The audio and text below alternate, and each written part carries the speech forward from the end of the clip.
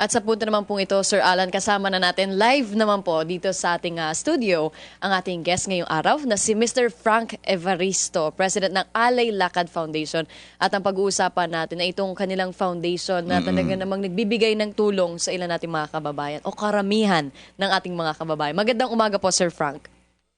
Umaga sa inyo lahat. Mayang buntag sa inyong tanan. Good morning, sir. Alam mo, itong Alay Lakad, 44 years na Alan eh. Oo nga. And this is a manifestation of the joint effort of government and civic organization. Yes. Kasi every year, iba-ibang organization ang nag-head ng Alay Lakad. This year, yung Federation, Chinese Federation, Lions, Rotary, Kiwanis. Tapos, naglalakad kami sa Luneta. Ngayon, this year, September 4, Sunday, sa Luneta, sa Grandstand. Darating na linggo na yan, sir. Oo, ano.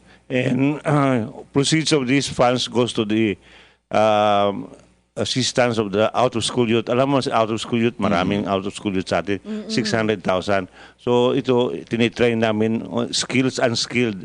Kami ho nagpa-founding, educational. Wala ho interest dito, Alan.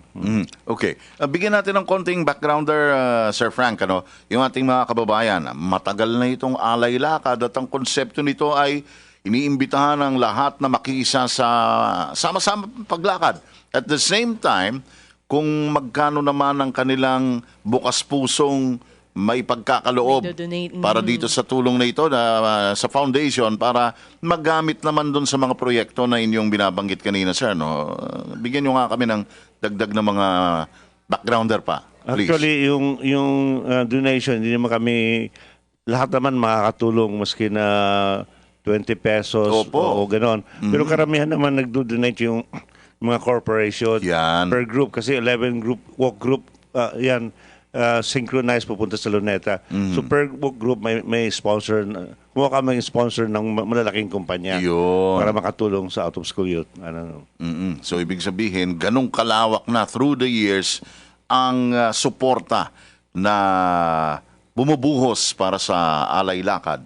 At yung activity this Sunday, September 4, September na nga pala, no? September 4, para na rin magabayan yung ating mga kababayan na maaring magbibiyahe on Sunday at maaring dadaan dyan sa stretch ng Rojas Boulevard. From what point to what point, sir, ang gagamitin ng ating mga sasama-samang maglalakad, sir? One portion lang. Maglalabas kami ng traffic advisory para hindi ma-affecto ng public. So, one portion lang sa Rojas Boulevard. Actually, Alan, meron kaming 10 walk group, Armed Forces of the Philippines. So, every year naman mahala nito para may security ng PNP, para orderly. Kasi marami, almost 500,000 umaatin ito. So, kung yung gustong mag-join, welcome ho kayo. There are 10 groups. Sabihin ko ba kung saan Please, yes, sir. Yung walk group 1, 5:30 in the morning sa Planetarium sa Manila. Mas malapit yun sa Grandstand.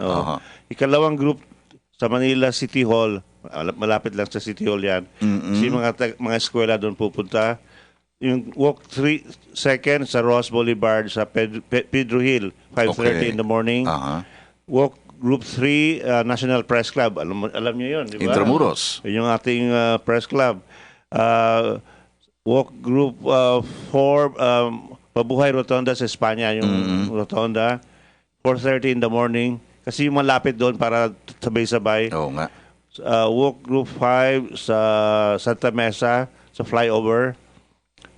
Walk Group 6 sa CCP Complex, 5:30, doon sa PICC, CCP, Cultural Center of the Philippines. Group 7, Buendia World Trade Center. Walk Group 8, Lambingan Bridge, Santa Ana, 4:30. Group 10 sa Bastillos Church, Earnshaw. Walk Group 9, PICC Complex, 5:30. Sir, to date, ilan na lahat-lahat yung natulungan ng ALFI? Well, so far, ang natulungan namin is more than 60,000 out-of-school youth. Alam mo, maganda niya, tumulong kami yung mga, nag-train kami ng mga yung sa hotel, yung naglilinis ng hotel. Sa housekeeping. Yung mga, housekeeping, yung mga nagkuha ng wine. Ngayon nasa abroad na. So, maganda naman kasi hindi namin na-train ito sa hotel, through the hotel association, libre ito. Opo. Ngayon na-train yung mga bata, ngayon nandun na sa abroad. Sa London, may isang hotel doon na karamihan Filipino nagtatrabaho at karamihan doon out of school youth. Ayun. Kaya proud ho kami na nakakatulong naman sila sa mga parents nila ngayon at natapos na rin pag-aaral. Wow, hanggang college to, Sir Alan. Talagang Saka tutulungan nila. maliban dyan, yung ibang training na ini-sponsoran nila, actually, matatawag silang mga skills-based, di ba? Kasi binibigyan mo ng special na kakayahan yung mga out-of-school youth. Halimbawa, yung sinasabi nyo na housekeeping o sa hotel, ano? Sa HRM. Yung pag-chambermaid, halimbawa, yung siguro bartending, yung mga ganon, at iba pang mga skills na kinakailangan. Malaking sweldo doon. Pero actually, hindi naman lang, kaya hindi lang naman skilled, kasi yung unskilled din, kasi hindi naman lahat, meron din kami scholarship sa Yan. TUP, meron din kami scholarship. So far, sa scholarship namin, kailangan magkuha ka ng average grade para gusto namin makatapos naman. Ma-maintain niya yung grades niya. Almost 800,000 this year binigay namin sa PUP, public school. Yes. So, sinusuporta namin itong mga bata na hindi makakatapos pag-aaral.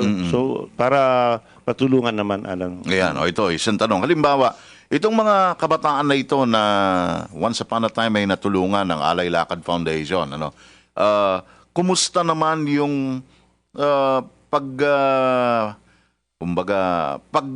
pay it forward nila? Halimbawa, sila ba'y bumabalik din sa foundation para sabihin na, Sir, dahil sa training na nakuha ko sa inyo, eto na hong kalalagayan ko ngayon, umudlad ako, nagpapakita ng appreciation, halimbawa, dumadalaw sa inyo, nag-i-email, sumusulat, o kaya naman, yun talagang medyo nakakaluwag na sila rin naman, it's their turn na mag-donate Tumulong. naman sa foundation, sir. Oh, tama yun. Karamihan naman every year during the walk, yung mga beneficiaries nagsasalita doon sa stage para malaman ng public kung saan pupunta yung aming donation. Kasi ito Yes. transparent Opo. Ina-handle ito ng the board of directors. So, bukas ho ang libro namin sa public kasi mahirap public trust yan So, yung mga bata, sumasama ko sa lakad yun at yung mga bago naming scholars at saka mga funded, pinapasalita ho namin doon sa stage. And Senate President Coco Pimentel will be there to receive donations. So magkita-kita ho tayo sa Sunday for 7 o'clock in the morning. Sir, Ayan. aside from that activity, may iba pa po ba kayong pinagkukunan ng mga donations o iba pang activities na pinangungunan nitong ALFI? Yes, meron kami mga ibang scheme na fundraising, yung golf tournament. So, mga civic organization, nag-organize kami ng fundraising to augment yung para pagdagdag nga para sa pondo na maibibigay namin sa mga out-of-school youth. And then yung members naman po ng Alay Lakad na syempre proud na nakatulong ngayon. Sino-sino po ba sila? Well, yung mga members, iba-iba kasing sector ng government saka sa civic. Of course, yung Rotary International, Kiwanis, Filipino Chinese Chamber of Commerce, at saka yung mga government, yung Armed Forces of the Philippines, PNP, MMDA, Girl Scout, Boy Scouts. Actually, started ito during Marcos time pa. May proclamation ito. This is it was proclaimed in matagal na yata it started in 1972. Kay Secretary Alda Balim, SWD. Tapos incorporated in 1975.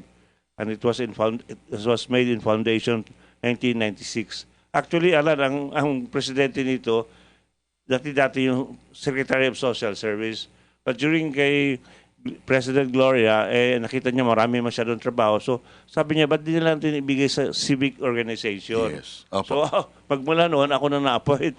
So, hanggang ngayon, tinatapos ko lang para matulungan, maayos lang itong foundation na ito.